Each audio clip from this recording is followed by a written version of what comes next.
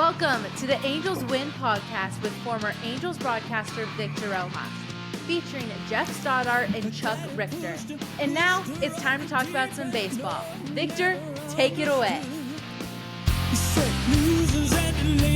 Talking baseball. That's what we do here on the Angels Win podcast. I'm Victor Rojas. So glad you could join us. Chuck Richter's with us, as is Geoff Stoddart. Thank you for joining us all season long. This is our season wrap-up show, episode number 23, and I've been gone for the last couple of episodes. It's been fun having the time off, although I didn't ask for the time off. These guys decided to schedule stuff when it's like, hey, let's see when Victor's not available, and we'll do the show ourselves, and that's cool, whatever. I mean, it's not like I'm getting paid to do this shit, but it's all good. But I'm kidding, but I'm not. Okay, I'm not. Hey, here's guys, 27 times that we could do the podcast. Victor, yeah, I'm not available for any of those. No, there was breaking news, so I didn't have the opportunity to, just based on scheduling, didn't have a chance to join the guys. But I'm glad they were able to do the shows without me. It's great success, and obviously different opinions and different ways of doing the show, which is awesome. I'm all for the diversity in it all. But today we're obviously going to talk, kind of rehash, the 2023 season for the Angels. It was not a pretty season, obviously, and everyone knows that. We've talked about it at length for an extended period of time. It was curious that Perry Manassian, who had his end-of-year press conference today, this after the news yesterday about Phil Nevin's option not being picked up, and therefore the Angels are going into a managerial search, that he was asked about the future of like the coaching staff and player development, player personnel, staff, right? And he said, well, he has to perform the autopsy on a tough season. Autopsy is a pretty good word to use for what happened with the Angels in 2023, Chuck. Yeah, no doubt. There's a lot to discuss. I mean, what went wrong? What went well? What went wrong, good. and what else went wrong? Exactly. Yeah, but I mean, I think and we'll get to them. Everybody knows that I'm the guy that's Mr. Optimistic on this show, and we'll go over those later on. But it's been a tough season, and now there's a lot of uncertainty too, which we'll also cover as it relates to Shohei Ohtani as well. Geoff, what's your assessment of the 23 season?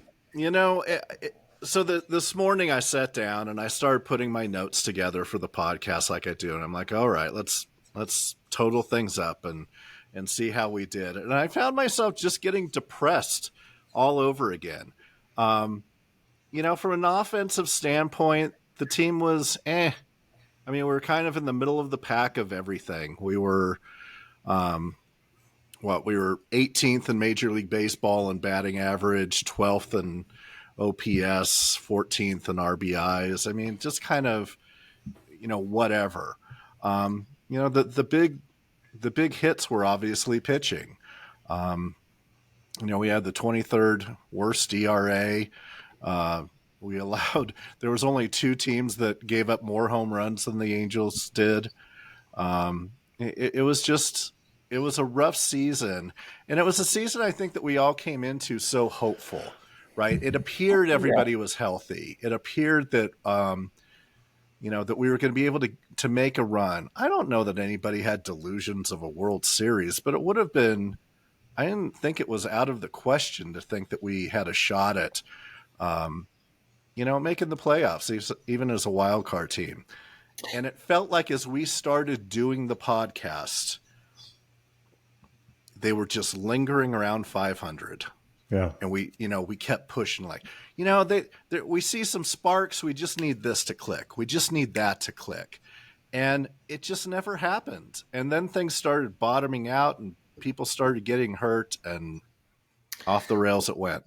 Yeah, and the depth we talked about as being a positive early on, and not only did the injuries affect the club, I mean it hit our depth in a way where it hit our guys that were starters, obviously. Then it hit our second layer, which I thought was a good positive, right? Bringing in guys like Gio Urshela, and so it hit our second tier of guys that could be good fill-in starters too. Then you're bringing up guys from the minor leagues. You're bringing up career minor leaguers, below replacement level players to fill in the gaps like they did in 2022, right? It was the Right. same thing. It was the same thing over again. And so I think the only positive that we've heard in terms of rankings, Geoff, to your points earlier, was that the Angels were kind of in the, 1 or 2 in home runs in the American League, and that's it.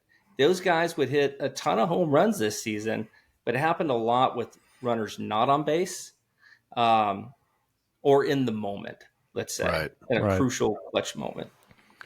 Well, we do have a ton of questions that folks have asked, and we're going to get to those today because this is the perfect opportunity to do so, obviously. And, we don't want to sit here and just hammer the negative part of things. Obviously, we want to look back and see what kind of happened, get everyone's take on it, but also kind of spin it forward like anything else in business. Yeah, negatives are always going to happen, but how do we adjust to it, and what are we looking forward to in 2024, really the offseason of 23 into 24, with the biggest question being Shohei Ohtani. So, Chuck, I'll defer to you. And I'd like to say that thank you all for watching and or listening, whether it's via YouTube or any of the other podcast channels. We greatly appreciate the feedback. There are some people that take what we say a little too seriously and or don't listen to every single word and understand what context means. But hey, man, you guys keep doing you. It doesn't really matter. It's a podcast, and you have 3 individuals that have their opinions, and it's our podcast. Therefore, we can share our opinions. If you don't like it, don't fricking listen. We don't care. It doesn't matter. It's not like we're making a ton of money on the advertising on this. Right, Chuck? I mean, I hope we're not making a ton of money because I'm really going to be pissed. Advertising, what a concept. Yeah. We got to look into that. Chuck's got year. a ton of free shit this year, for his free plugs. But aside from that, but seriously, it's a podcast. It's guys that either have lived the life tightly woven in with the Angels franchise, as I have for many years. The guys that have lived the life of a diehard fan, as both Geoff and Chuck have, and obviously we have differing opinions, and I think that's good. I think it's good that we all share our opinions. Nobody's saying that we're right. I don't think anybody on this show or podcast has ever slammed their fist on the table and said, "No, you're wrong. I'm right." And no, it's an opinion. That's it. It's just like the old adage, right? Opinions are like assholes. Everyone has one. So it's like, don't and they all sweat stink. it. It is what it is. So again, thank you for listening and for watching. We love the interaction, but step off a ledge on occasion, because this isn't, we're not curing cancer here. We're just 3 dudes talking baseball as it relates to the Angels, and none of what we say that I know of has any real impact on the organization, which way someone's going to go. And Artie's not listening to our podcast and like, oh my God, they said we should not sign Shohei. Let's not sign Shohei. Or maybe Phil Nevin shouldn't come back, and that's what they're making their decisions on. I hope that's not the case. Although I did say clean house as far as the coaching staff is concerned, and I think that's begun. So I will leave it there. We welcome you to episode number 23. Thank you once again for being here. And Geoff, you are the most studious of the 3 of us, the most organized, I think.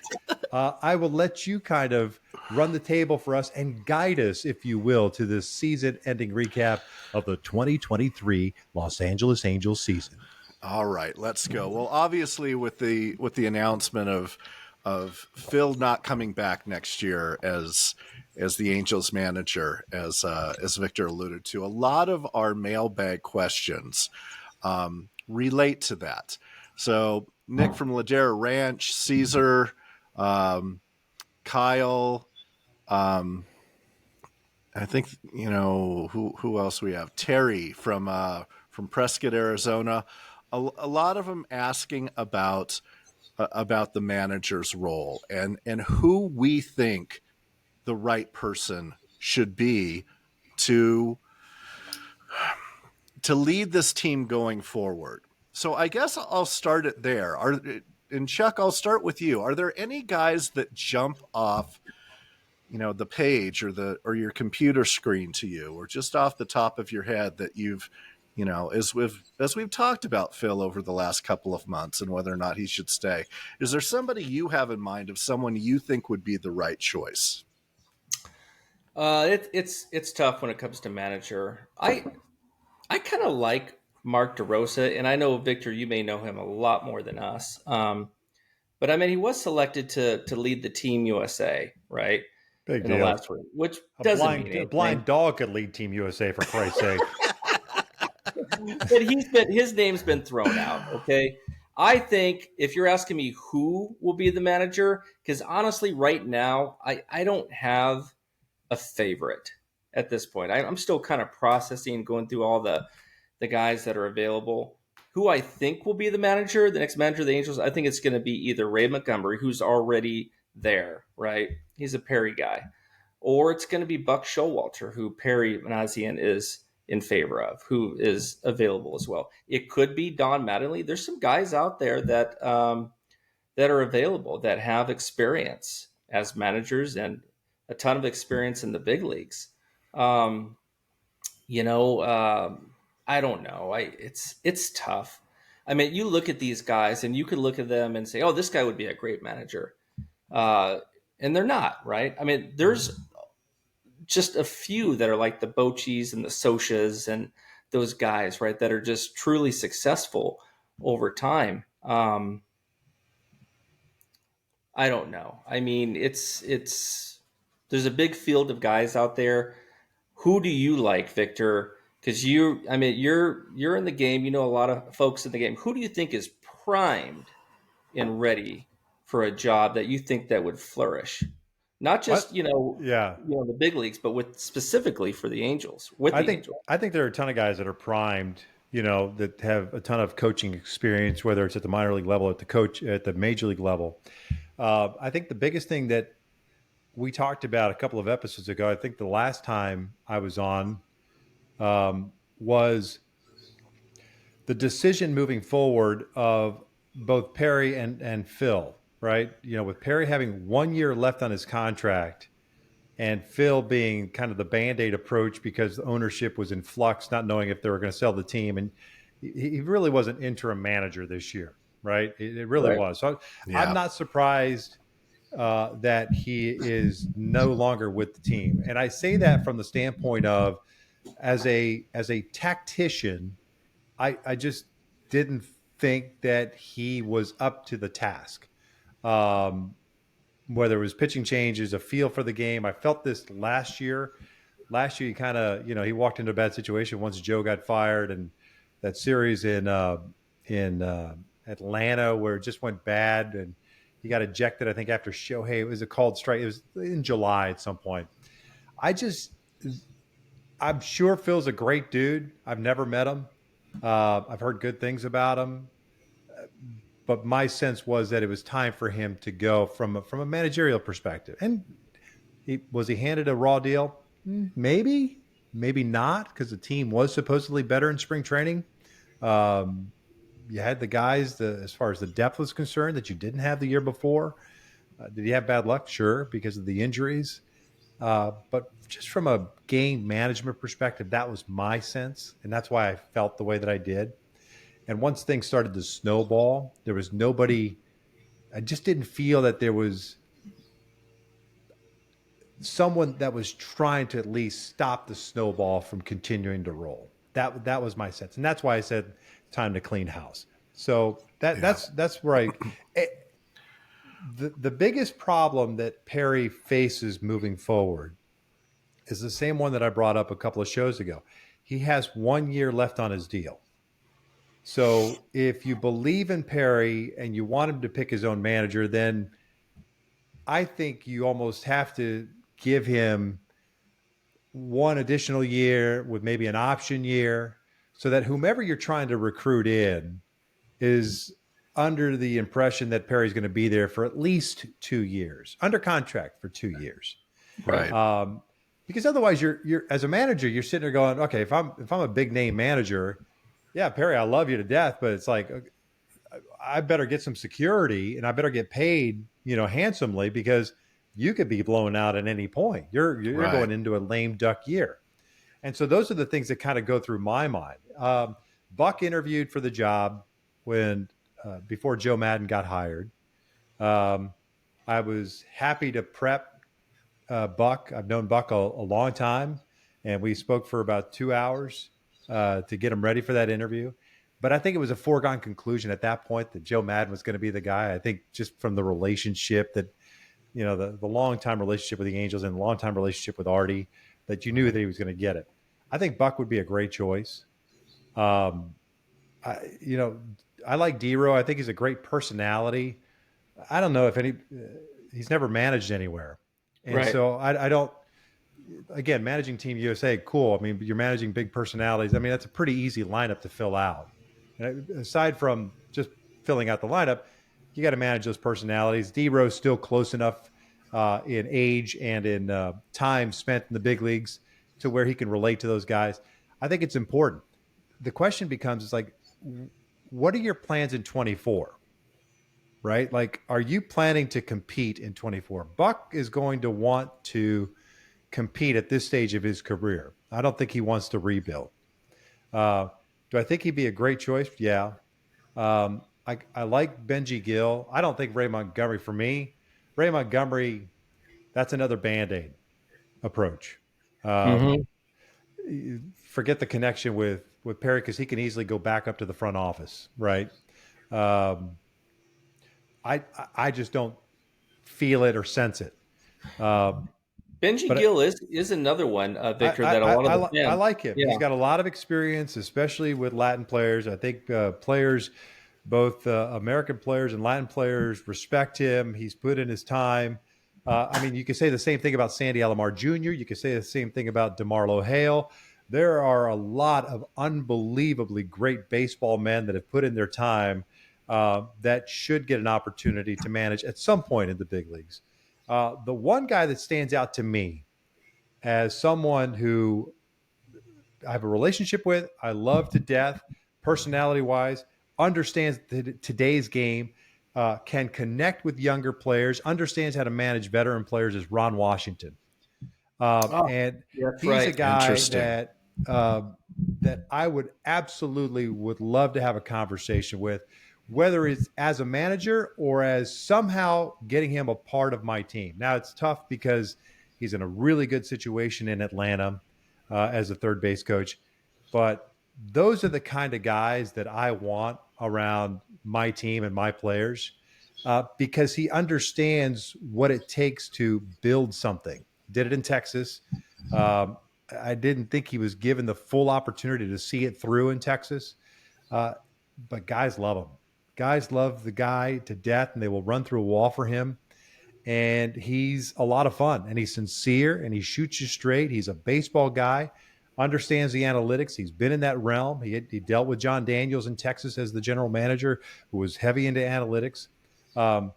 I think he'd be fantastic. So I think you got any number of choices there and there's probably 6 other individuals that are equally as qualified. But off the top of my head, those are the guys that come to mind for me that I would love to have as part of my organization, because you have a rebranding issue. You Right. have to rebrand this franchise Mm-hmm. one way or the other. And if the front office isn't going to do it from a tactical marketing perspective uh, to try to change the messaging, then you have to do it with the people that you're bringing into the organization to try to change the culture and philosophical differences that we've seen over the last several years and several general managers. Does the makeup of what this team is likely to look like in 2024 and 2025, how much is that going to play into the ultimate decision? What I mean by that, for the people listening, this isn't a team of crafty veterans, right? This isn't this is a setting up to be a very young team. With the the Netos and the Shanuels and the O'Hoppies. you've got Trout. Not sure if we're going to have Ohtani coming back. It would be great to. Geez, I think he's a free agent coming up. He's on my list here, but I don't know if they're going to be able to keep Mike Mustaka. Moustakis is he's a free agent. He's a free agent. I don't know if they're going to be able to sign him. But how much is that going to play into the ultimate decision? I would hope a lot, but for all of the names that you mentioned and threw out there, Victor and Chuck, who are the guys that you think are most, if anybody, aligned to what this team makeup looks like today? Chuck, I'll let you answer, but I just want to, as an addendum to what Geoff just asked, I think the biggest question going into the offseason, whether Shohei's back or not, right? It's like, where do you see yourself as an organization in the American League West? And what is reality as far as attainability in 2024? And I think that's where you have to start and work backwards from there. Because if Houston's not going to go anywhere, I don't think. Seattle is a pretty good team. Texas, while it may be older, it's a team that's going to put up a ton of runs, and they've got some arms, although their bullpen is questionable. You've got 3 teams that are ahead of you right now. So what is the expectation for 2024? With whether you have Shohei or not, let's even assume you have Shohei. Do you still feel like you've got the 26 dudes or 40-man roster to compete against those guys, or are we still looking for that number 6 spot as far as the wild card? And I think Chuck, and I'll let you answer. I think you have to hire the best manager, bench coach, third base coach, infield instructor, outfield instructor, hitting coach that is available on the market or not available on the market, and entice them to come to the Angels. I think that's how you build credibility. I think that's how you build, you rebrand yourself, that we are going to get the best of the best, regardless of the situation. And we're doing that because we do have some young players that had some success, had some hiccups at the major league level in 23. And we want them, not just nurture them, we want to make them better. And I think the only way of doing that is by getting the absolute best starting at the major league level and working your way down. Sorry, Chuck. No, and I completely agree. And I forgot about Ron Washington. Great choice there, Victor. He's a guy that's just amazing fielding coach too. I saw a lot of work he's done with Ozzie Albies and Swanson and just the entire infield. And Marcus Semien. Look at Marcus Simeon's number as a rookie with Oakland and the errors that he had and how much better he's gotten over the years. Yeah, good point. And so, I think that he would be a great choice now in thinking about this to your point, Geoff, that this is a team that is going to have a lot of youth, right? Mm-hmm. Look at how they draft. They draft to have guys that are going to be available within a year, right? This isn't old school drafting where you have them go through the minor league system for 3 or 4 years, right? They're looking for guys that can contribute now. And so you're going to have to find a balance at some point on that draft. Right. Because sustainability happens when you've got excess at every level of the minor leagues. Right. And a lot of those guys that put up great numbers in college, which they've gone for, doesn't always translate, when they get to pro ball either. Right. So, right. But anyway, I think Ron Washington is a great choice. I think that he would be, and I don't know a lot about Buck Showalter in that regard. Victor, you may know more. But I do know in just the documentaries and the features that I've watched on Ron Washington, I think he would be a great choice. Yeah. No, there's no doubt. Look, there's a lot of great coaches that are great managers already. And I'm not the person that likes to, recycle managers. I think there are times where it's time to move on, Right. Buck And the reason I say this about Buck is because I think he's hungry on both Buck and Ron Washington. Buck is super hungry to win it all. And he is motivated. He is tired of being the guy that can get teams to the dance and never go beyond that. That's it. And I think for Wash, I think his motivation is he'd like a second opportunity to, and he's interviewed before, since he got let go from Texas, before he landed in Oakland as a coach and then got hired by the Braves. I think in his heart of hearts, I still believe he has some unfinished business that he wants to show the world that he is capable of leading a team to the promised land. And I get it. Are there guys out there that I absolutely wouldn't want? Yep. Let's hear them. Nope. One's a recent free hot agent. Take Tuesday. And I absolutely would not hire him. And but Perry, Perry, I'm sure has a relationship with Wash, having been with the Atlanta Braves and obviously in Texas as well. I keep coming back to those two guys just because I feel like they're solid baseball guys, and if you're going to recycle anybody, those would be two pretty good guys to recycle. Now the question becomes, with age, is that motivation still there? Do you want to start over again?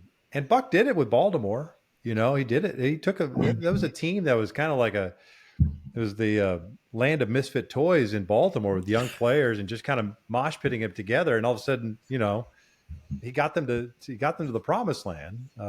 Made a questionable decision in a playoff series against the Toronto Blue Jays. They kind of bit them in the backside, but hey, you live and learn. So, but there are other guys out there that if you want to give I think with this team going into 24, if there was ever a team or an opportunity to get a first year manager like a Benji Gill or someone else, a guy who's had experience managing, whether it's the minor leagues or in winter ball or a combination thereof, I think this would be kind of that team. If you're going to go not recycle someone big name, but someone who's paid their dues and it's time for them to get an opportunity, I think this would be because of the roster makeup. You're not talking about dudes like Texas is a different roster. It skews a little bit. They got some young players and Jonah Heim and Josh Young and the like, but it tends to skew a little bit older. Whereas This one is going to skew a little bit younger, and they've gotten a little taste of big league life already, and so it might be time for. I'd love to see Sandy Alomar get the opportunity, and maybe he gets the opportunity with the Guardians. Who knows? With Tito stepping away. And DeMarlo Hale, same thing, longtime bench coach. He's been in Texas, Toronto, and with the Guardians as a bench coach. DeMarlo, he'd be a great manager as well, just well respected and great dude. But I think there are some guys like that would fit the profile for the Angels going forward. Sure. I guess one of the painful questions to look at is, some of these guys that we've talked about, especially guys with experience like Buck and Washington, would they even want to entertain coming here? Like, is this an attractive place for somebody with a long history in the game, that they would want to give it maybe one last run? Does this feel like fertile ground for that versus somebody like a Benji Gill, where maybe it's more attractive to him? He's getting his shot, and the idea of coming to work for a GM that only has 1 year left on their contract, maybe it's not that big a deal because I'm getting my chance, so I'm just going to take it. I'll let you go, Chuck. I don't know. You start. I think that a guy. I think. Benji Gill is another great choice, right? He's been with the team. He knows the players. He knows how things are run. But to Victor's earlier point, I kind of think that we need to. And nothing against Benji Gill, and maybe Benji Gill has stayed on, right? Maybe he's maybe he gets elevated to a bigger role, right? Mm-hmm. But I think they need some new blood in here, and somebody just to come in and demand respect, but just bring a different twist, a little different flavor to how they manage a team, right? And that's nothing to say that, Nevin and oh gosh, I don't even want to get into Madden, but how Nevin managed the team, right? And I'm sure he did everything he could, you know, uh, to do well. But I mean, I think that this team needs a new injection of some different ideas, a lot of experience, and some success in being with an organization like Atlanta, right? And having some success stories, like to Victor's point earlier with Marcus Simeon and when I was saying with Ozzy Albies and all these guys, that he's worked with these players and actually made them better. And so I think he comes with a really good resume in that regard. So I don't know. And there was some questions out about, will Ohtani not sign until he sees the new manager of the Angels? I don't think so. I mean, this is going to be Ohtani's fourth manager with being Right. with the Angels. So I don't think that has any bearing on if he's going to stay with the Angels or not. Geoff, just to your question, I look. I think it's a conversation that Perry and Artie will have with whomever the manager is, and it really boils down to what's the commitment from the organization, right? Is the infrastructure going to be improved? Are we going to get better in spring training as far as our complex is concerned, our facilities, whether it's analytics, whether it's the latest gadgets, like those are all big questions, because I think at the end of the day, when you're talking about an established manager, those are the questions they're going to ask, right? Yeah, whether Perry's under 1 year or 3 year deal, it doesn't really matter. That manager is going to have not demands, but a threshold to meet as to whether or not they're going to go ahead and jump in and be all in on it. I And think I it's hope they would. yeah, no, there's no doubt. And look, it's the second largest market in the country. You still have Mike Trout. I don't think Trout's going to go anywhere. Yeah. From a marketability standpoint, you've got a young nucleus that I'm cautiously optimistic about. I'm not. I don't feel like we're going into 2024 going, all right, we got 5 kid all-stars on the making right now. I still think that there's work to be done. Yep. But I think when you look at the overall opportunity, if Artie is going to continue to spend, and you have some say along with Perry, because a veteran manager is going to want some say in the mix that's coming in, especially someone like Buck, who's done it a number of different times in different locations. Then I think there is an attractiveness to the opportunity of managing the Angels. Look, and I don't, if you're going to go that route, would you? I'm not throwing. These are things coming to my head right now. Would you bring back Mike Scioscia, or has Right. or has that ship sailed? You know what I'm saying? Has Mike been away long enough now to recharge the batteries, or has Mike been gone away long enough to sit there going, I had my time, I'm done. Because everyone's driven differently, right? Especially when you step away from the game, your motivations are different, your priorities are different, and maybe just that burning desire in his belly to kind of do it again is not there. For Bochy, it was, right? And there was a relationship with Chris Young, and Chris reeled him back into a pretty good situation. So, I'm just throwing names out for the sake of it. But these are the things that you have to look at when you're going through this process of, all right, who fits what my prototypical manager is to lead this squad going forward, and make a list. And then you start doing your due diligence of the pros and cons before you even go out and find out whether or not they're interested. The odds are they're going to be interested. Look, man, there's only 30 of these jobs. Okay. Right. And and they're high profile. They are intense. It is demanding. The media availability can be a pain in the ass sometimes. Plus dealing with 26 guys at the major league level, plus the grind of an everyday. It's not easy being a major league manager. It's, you know what I'm saying? It's so you've really got to do your due diligence, and I don't think there's should be any hurry whatsoever um, to hire a manager immediately. I think you should take your time.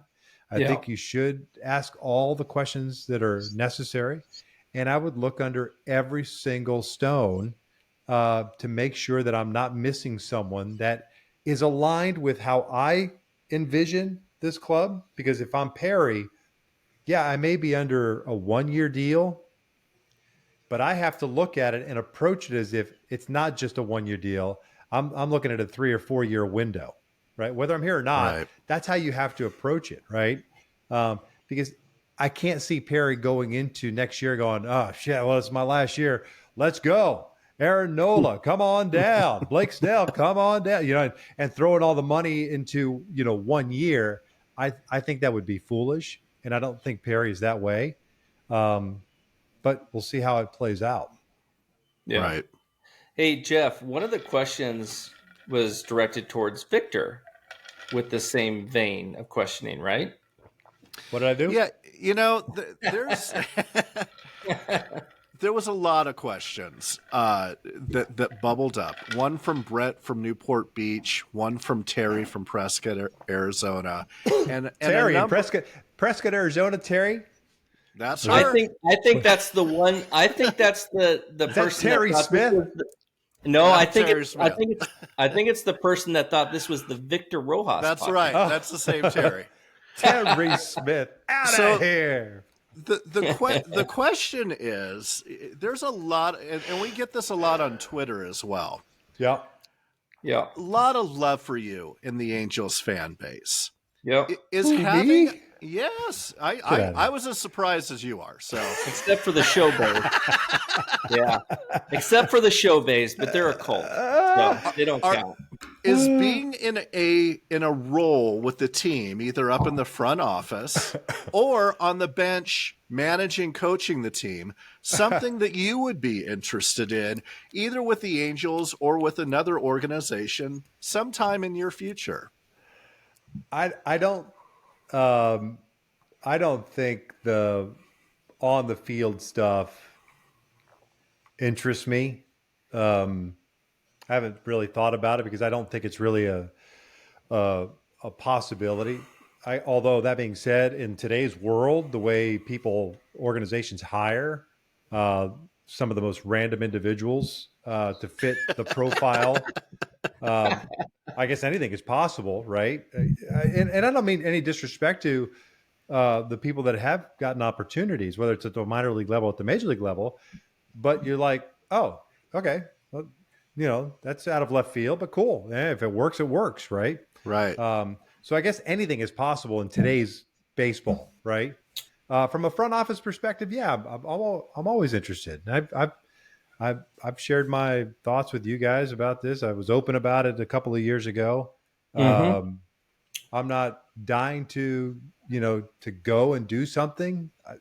I don't know that I would go to any organization. I think I'm at that point where it's like I want to go somewhere where I have kind of a connection and it means something to me to try to help someone, whether it's the Angels or kind of the Royals. I mean, those are the two teams that I have an affinity for because I do have a deep connection to both of them. I spent a lot of time in Texas with the Rangers, unfortunately. I know Angel fans don't want to hear that, but my son was born in Arlington. We lived there about 13 years of our lives. And so there's a little bit of a connection with the Rangers. Yeah. But really it's the Angels and the Royals. Those are the two organizations. So, you can't put a square peg in a round hole. And at some point all you could do is put yourself out there and say, hey, I'm willing to help whatever it is that you need. And people can, choose to accept that or, choose to ignore it. And that's their prerogative, but it doesn't affect me on a daily basis. But I'd love to have the opportunity to help. I told you guys, a couple of weeks ago or whatever it was that, I offered, to help out John and Artie and Dennis, and be a guy that met fans at the gates, and kind of that man in the crowd, and interact with the community and try to get feedback. And again, you can't put a square peg in a round hole, and so all you can do is put yourself out there, and if someone picks up on it, great, and if not, no big deal. I'm left doing a podcast with you two guys. Well, we know you tried to help out Artie, because just refer back to episode 18.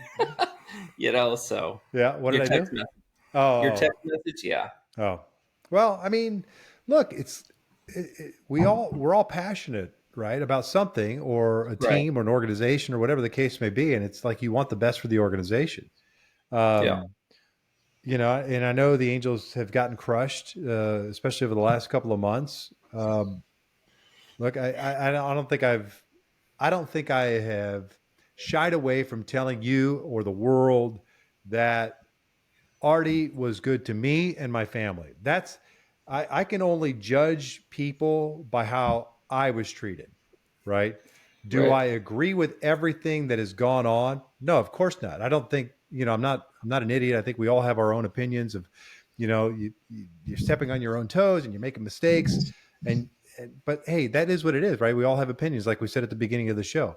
But I do have a respect for both Artie and Carol from the standpoint of how they treated me. So do I want success for them at some point? Yeah, of course. Right. Of course. Do I enjoy reading and seeing things where people are constantly crushing them? No, I hate it. It bothers me, but I understand it. I understand that fans get frustrated. John Sherman is getting crushed in Kansas City because the Royals only want to talk about building a new ballpark in downtown when Kauffman was just renovated several years ago. Even though it's antiquated today based on revenues, I get that, but that's his focus. Well, it's tough to focus on a new ballpark in downtown Kansas City when your team is losing 105, 110 games. Right. Why don't you put the effort into the team, and maybe the ballpark will follow suit? So that's how I look at things. So I don't jump on the bandwagon to just crush people for the sake of crushing them. Again, if Artie had been a jerk to me, maybe I would, right? I don't know. People have the right to express their opinions and their views however they see fit, as long as it's not offensive. And if the whole hashtag thing or making signs, that's your way of, cool, more power to you. I mean, that's the beauty of living in our country, right? But I want the Angels organization to succeed, whether Artie's the owner or he's not the owner.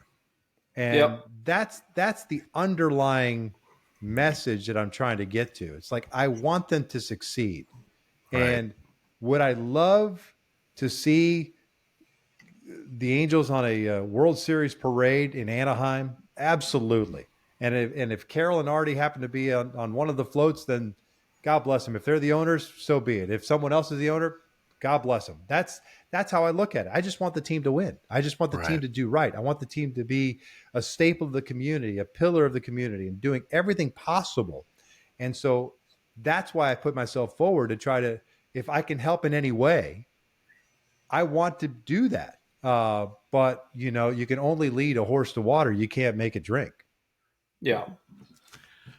So to sum all of that up, everybody, yes, Victor's 100% in and would like a job in the front office. Yes, exactly. I didn't say I would like a job in the front office. That's not what I said. I know. I'm just giving you shit. I think that you have done, and honestly, Chuck, I'll pat you and I on the back as well. I think generally speaking this year, we have done a very good job of trying to be honest while balancing being fair. And while we have certainly crushed the team, crushed certain players, crushed leadership, coaching at certain points during the season, it's not because we don't give a shit. It's because we do. The worst thing that can happen is that you turn in a season like you just had and nobody says anything. That's the worst case scenario for an organization, because that means nobody says cares. anything and nobody cares about it. The old apathy, Exactly. Yeah, you're a non-factor to them, and they've moved on people are crushing them because people care. And I think that, if I'm going to polish a turd and put a positive spin on things, a la Chuck Richter, that's what I'd say. All right, guys, real quick. Yep. Yeah, yes or no? We don't have to elaborate. Is Shohei Ohtani going to stay with the Angels? Is he going to sign a contract, a multi-million-dollar deal to stay with the Angels? Yes or no? Go ahead, Geoff. I pray yes. I'm going to say no. Okay. Victor? Yeah, I think it'd be great to have Shohei as part of the Angels organization in 24 and beyond. I don't think it's going to happen. I don't have any inside information. That's my gut. Well, yeah. I don't think anybody has inside information, to be honest. I say yes, only because there's the eternal optimist. I'm sorry. No, I mean, I really do. I mean, I've seen his. The guy wants to win. This is the team he picked. This is the team that he wants to win with. This is the team that he knows. He knows these players. And I know Mike Trout's been vying for him to stay. I know Mike Trout is the most vocal leader, but I know that he is really wanting Ohtani to stay because he knows that. Didn't Torrey Hunter want a lot of guys to stay and or come as free agents? That shit never worked out. I love Torrey, man. I hate reading that stuff. It's like, there's the death knell. Torrey wants them. Oh, they're not signing with the Angels. I just feel like he's gonna stay. Well, but I'm not. I hope you're right. Let me. Can I just this analogy? You mentioned, and I agree with you. He picked the Angels for a reason, and Billy Epler tells the story about he was just as surprised as anybody that he picked the Angels. Right? It was just a total shock. Everybody was. He signed with Seattle and people go, oh, okay, that makes sense. You know what I mean? Or signed with the Yankees. Oh, okay, that makes sense. Nobody thought the Angels. So I totally agree with you on that point. But look, there oftentimes, you pick someone to be your mate and you start dating them. And you date them for an extended period of time. And there's likes and dislikes, and you kind of grow, maybe you regress, and then you get to a point where, hey, it's time to cut bait because we're just wasting time, or you end up marrying them, right? And I think that's where we're kind of at that point. I think you're right. I think he genuinely loves the organization, what he's experienced. I think he genuinely loves his team. I think he genuinely likes being on the down low, and Orange County, like as we've said before, you can hide in Orange County. You can. There's no stress. But part of me, here's what I'll say. Had he not been injured and played out the season normally, I'd say he was 100% gone as a free agent. Yep. I think the injury may give him a little bit of pause. Yeah. That if I'm going to rehab, do DH in 24 and get ready for 25 and beyond, maybe this would be a better situation. So I guess that's a better way of looking at it, or rephrasing. Yeah. My instincts are that I think he's going to sign somewhere else, but that's just instincts. I'm curious. I would love to find out.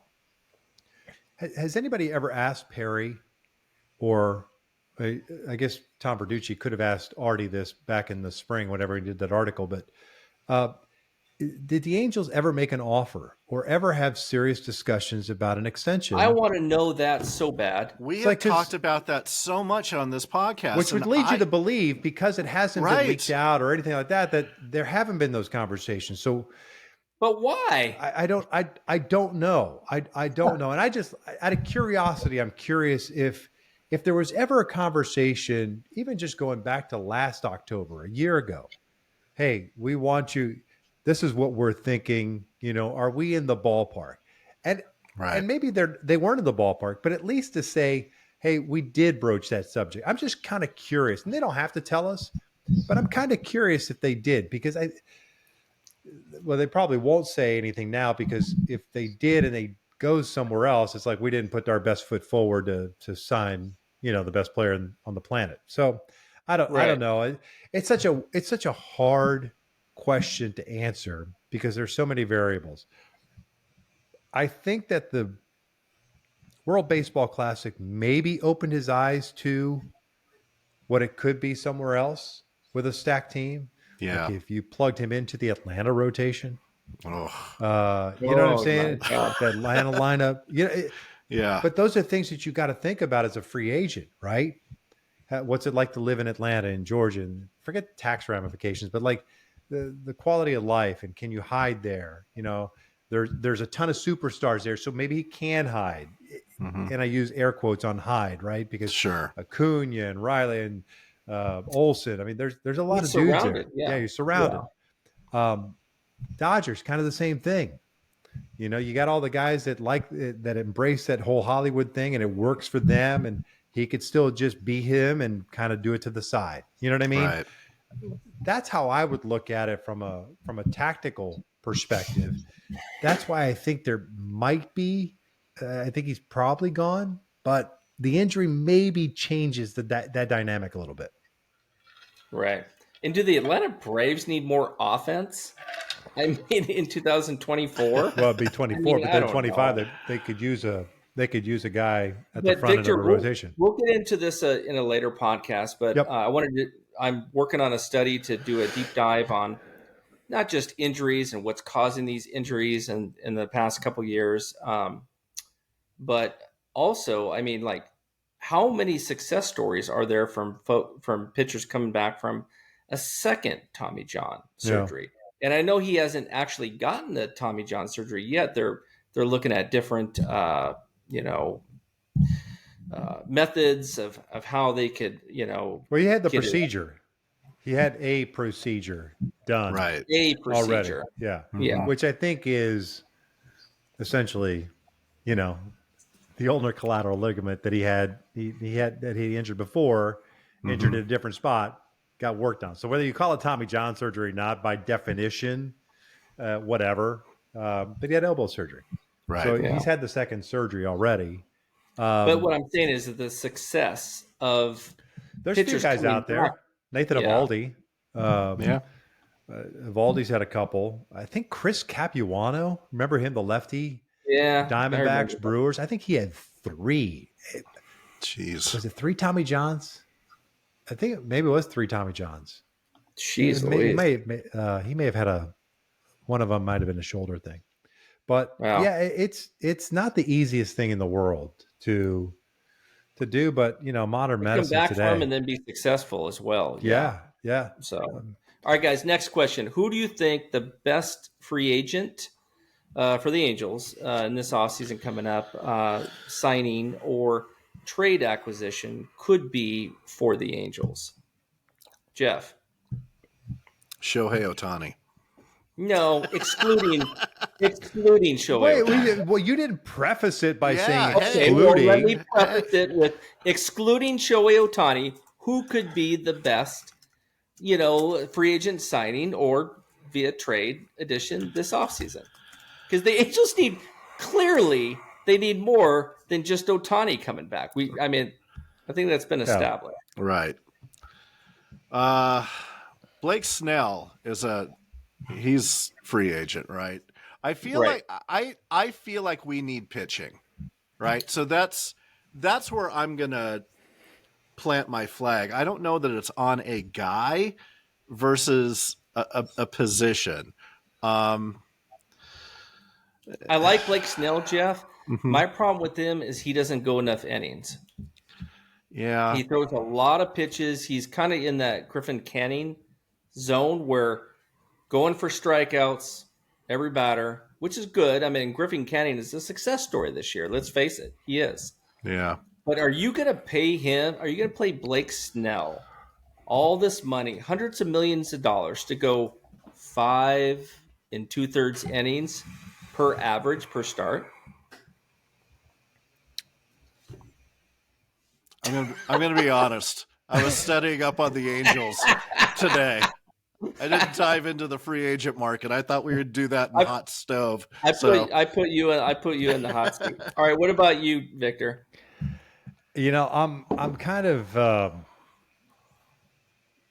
in Jeff's corner in that Shohei would be probably the individual, but since we're excluding him, I think it all boils down to is like, do you really need to go out and spend a ton of money to try to become the third wild card team? You know what I'm saying? So it's like, especially considering the market, the way it's shaking out, because there are really no, in my estimation, impact guys that could put a team on their shoulder, whether it's offensively or from the mound perspective. And is it worth shelling out that money versus spreading that money out over 2 or 3 individuals that, that while you still hope for Reed Detmers to take the next step, you know what I mean? Right. That's Silseth, all those guys. That's kind of how I'm approaching it today. That's how I feel. I think Sonny Gray.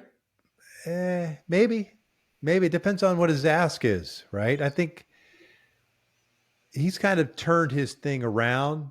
He's been good. Yeah. He's been good, but he's been good in Cincinnati, wasn't good in New York. And so is the limelight thing, is the spotlight too bright? Those are all things you just have to, right. Is he a different individual today than he was 3 or 4 years ago? Has he grown up maturity wise? All those things are variables that play into it. I think Josh Hader is a free agent. Now the question becomes, do you, with a young staff, are you more inclined to spend a little bit more money to shorten games as opposed to going out and spending big money on a Blake Snell or Aaron Nola? So you're saying bulk up the bullpen with your revenue, rather than if the guys are there, and then kind of spread the money around a little bit. Again, we don't know what the budget is. Perry was asked during the press conference today if he's been given a budget. He hasn't been given a budget. The Zoom press conference. Yeah, well, it's a press conference nonetheless, with the playoffs starting today.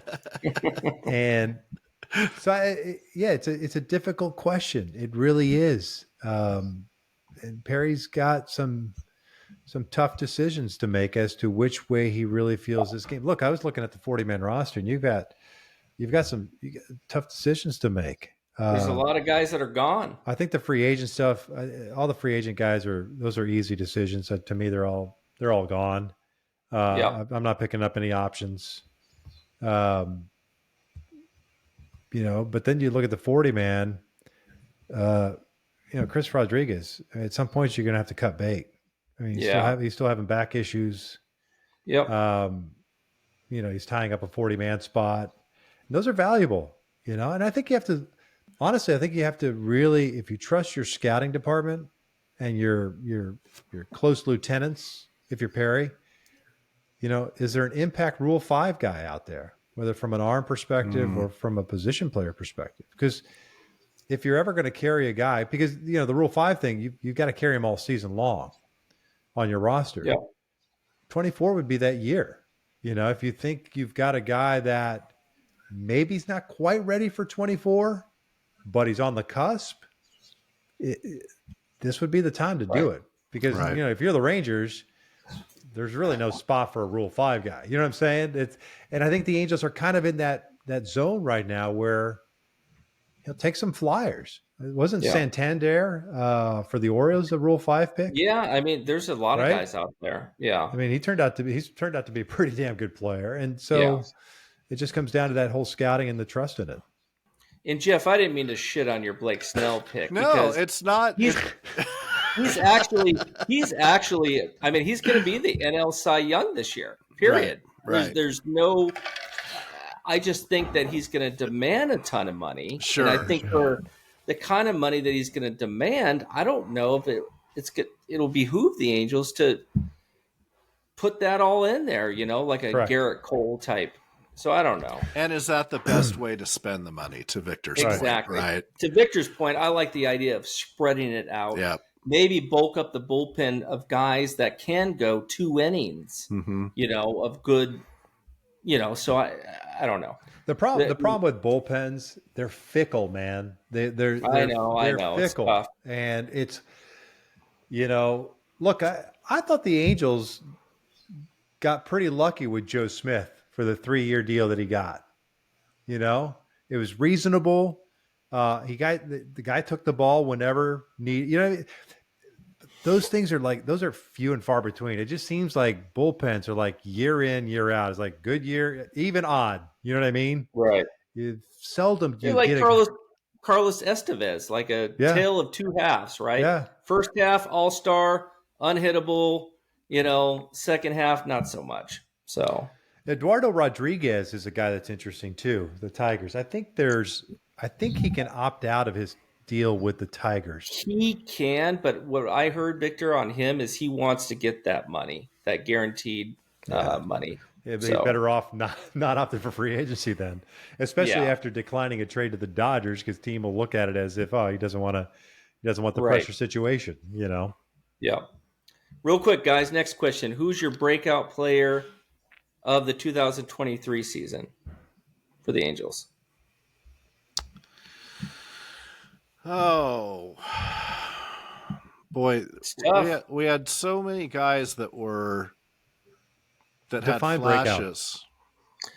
Breakout meaning that you had no expectations of no expectations this player. Or goes to the next level.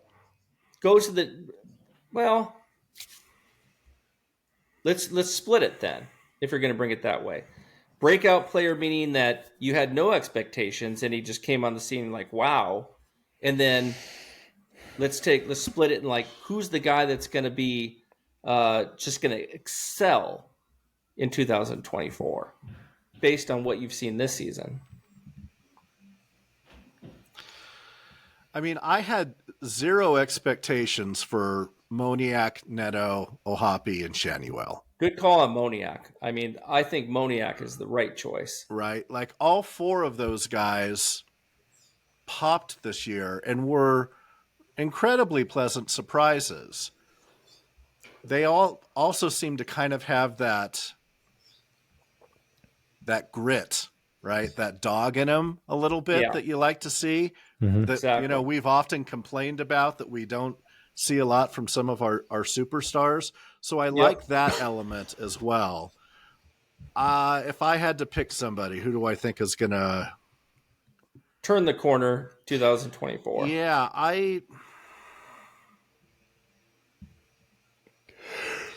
while it could honestly be any of them, the guy I think it needs to be is Ohapi.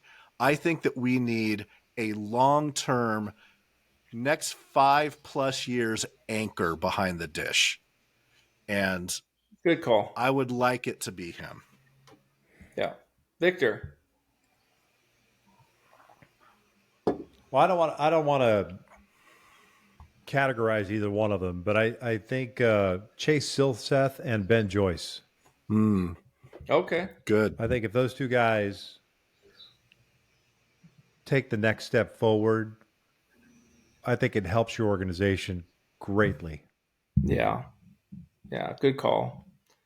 For me, I'm going to go with surprise this year. Moniak. You have to do Moniak, right? You look at his stats. But the question was, who surprised you this year, or who are you anticipating? Who was the breakout? No, the original question, who was the breakout? And I think if you're looking in terms of breakout. No shit. Moniak was the breakoking guy. Yeah, Ohapi, you can almost say Ohapi was a breakout guy. My bad. I thought we were talking about 24 and beyond, my man. Well, no. I never said I was smart. Yeah. So Moniak for breakout. You don't have to say you don't have to agree with me. Shit. Moniak for breakout 2024. I'm going with Zach Neto because you take a guy up the middle, shortstops are the leaders. I mean, he plays great defense. I think he's going to improve his offense in 2024. He battled some injuries this year. And I think that if you give him consistent playing time, like what we saw early on before he got injured, I think it was the second time, he was looking good at the dish. And then when he came back from that back injury, from that play that he tried to scale the wall, it took a lot out of him. Obliques are hard to come back from. I mean, that's a tough one. But I think Neto for me going forward. Okay. Yeah, I was thinking 24. My bad. Yeah, guys that would break out or take the next step. That's how I was looking at it. Not looking back. Sorry. No. Like Moniak, I mean, like I think he blew everybody's mind. Nobody expected him to. I mean, he didn't stay healthy either. But I mean, that's just been the season. As we wrap up the show, right? Because we're coming to an end. I think, right? We're over an hour. Yes. Okay. And we said 35 minutes this time. But that's not happening. We're doubling up. Here's the thing to think about as Angel fans, right? As exciting as it may be to have these young players, there is not an all-star among them. Today, I think we saw flashes of things that we like. And that's why I've said all along, I love that they're getting the experience this year. And we'll go into the offseason kicking some ass and getting ready for spring training at 24. Yeah. But if anybody thinks that you can pencil in, name the whatever player, for 290, 30 bombs, 90 RBIs, you're setting yourself up for disappointment. Right. It can happen. There's no doubt it can happen. But I just think you have to be more of a realist. And I like all the guys that we've talked about all season long, and we just talked about now, whether it's Ohapi or Neto, Moniak, Silseth, any of those guys, right? I just think that we have to just kind of, hey, you're not going into 24, I don't think, going after a division crown. Anything can happen in baseball. That's the beauty of it.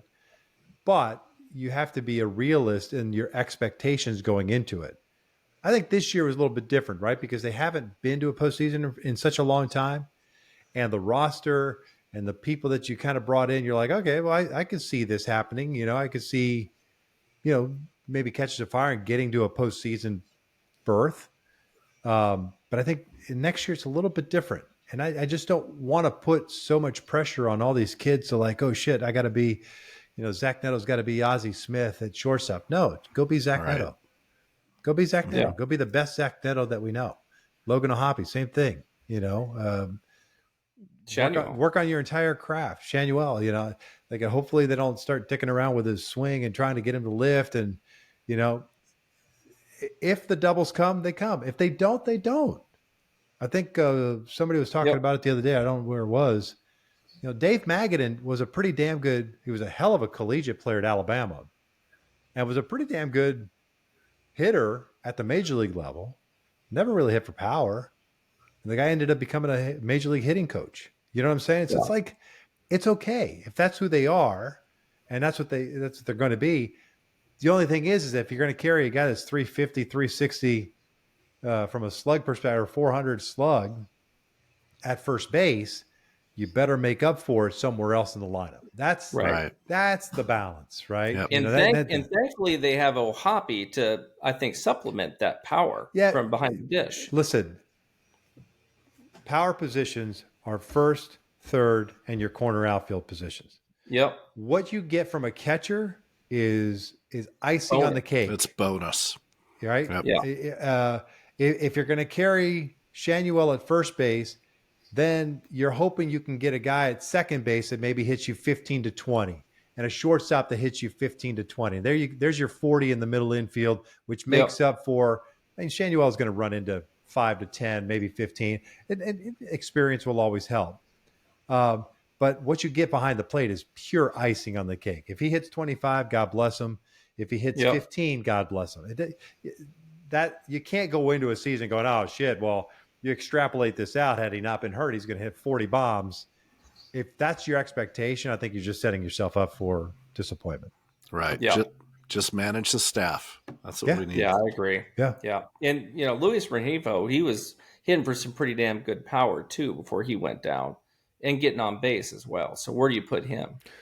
Again, I'd like to see Luis do it consistently, and I've always been a fan of Luis. He's got to do it from start to finish. You can't be shitty for 4 months when the team needs you, and then when the team's not out of it, then all of a sudden you shine with. Again, that boils down to who do we have as individuals, and what are they made of? Yeah, that's fair. Well, Cool. gents, we made it through an entire season. Yes. That's pretty awesome. Like Rex Hudler used to do. Let's raise the roof. Well done. We're going into off season, some hot stove stuff. Chuck, I think we're going to be doing this less frequently, maybe twice a month. Yeah, I think I'm going to be in Greece for a couple weeks. So I'm kidding. No one's more excited about less frequently than Victor. Yes, sir. Well, yes, I mean, no. there's not What do you a mean? lot. You can't podcast from Greece? What? Of course you can. Let's go. Clean it up, Richter. Take your equipment It'll with be you. 3:30 in the All morning right. your time, but Yeah. we'll make it Next- happen. Do it from Next show is Maldives. in Athens. Yeah, there you go. Do it snorkeling. That'd be badass. Oh my God. You're fucking underwater.